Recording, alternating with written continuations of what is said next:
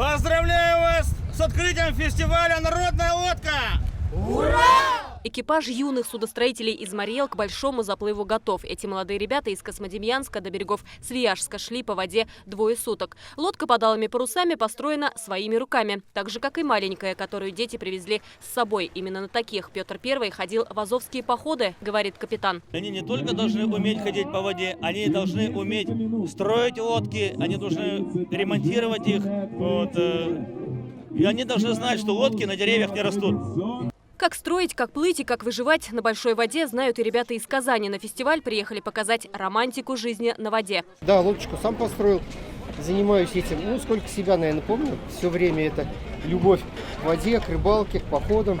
Энтузиасты народного судостроения и судоходства, краеведы, специалисты в области традиционной культуры. Они знакомят туристов с древними ремеслами.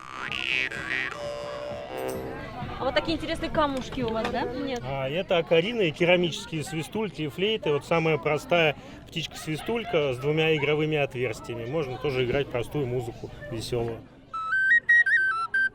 Тут же готовят уху для туристов и проводят мастер-классы на водную тематику. Делают с нами вместе вот из шерсти, из народных таких материалов, природных материалов, из палочек. Фольклорные коллективы из Санкт-Петербурга, Астрахани, Петрозаводска и других городов России украсят праздник, который продлится 2 дня. Побольше было вот таких событийных мероприятий, чтобы мы молодому поколению показывали, рассказывали и делали все для того, чтобы сохранить эти традиции. Раньше в каждой семье была деревянная лодка, говорят организаторы. Мы за 3 года нашей деятельности в нашем регионе нашли только 2 мастеров.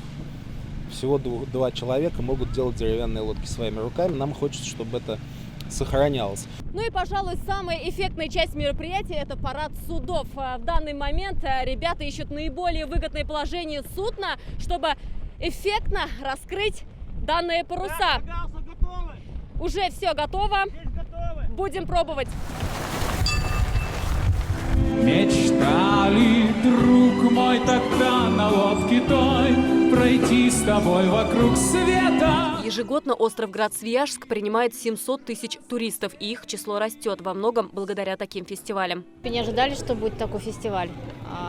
Чисто случайно поехали погулять на выходные с друзьями и попали вот на такое мероприятие, даже неожиданно.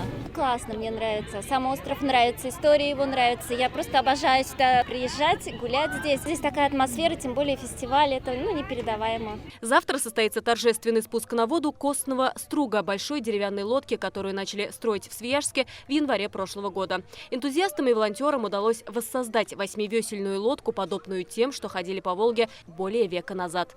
Айгуль Бадрудинова, Ленар Хузиахметов, ТНВ, Зеленодольский район. Закажи рекламу на ТНВ. Телефон в Казани 5 705 100.